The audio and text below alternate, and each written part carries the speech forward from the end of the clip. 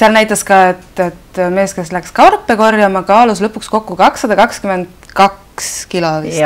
Kui palju see varustus üldjuhul siis kaalub? Ütleme ilma nende karpide ja asjadeta.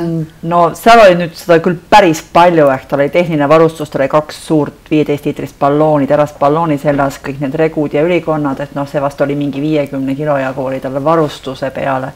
Ehk siis need kotid, mis tal seal kaasas olid koos mingi töövahenditega ilmselt, siis kaalusid see teise 50 sinna juurde.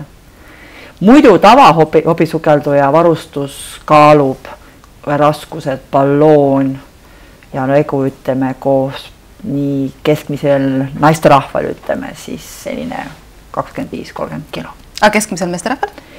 No vast 5 kilo rohkem.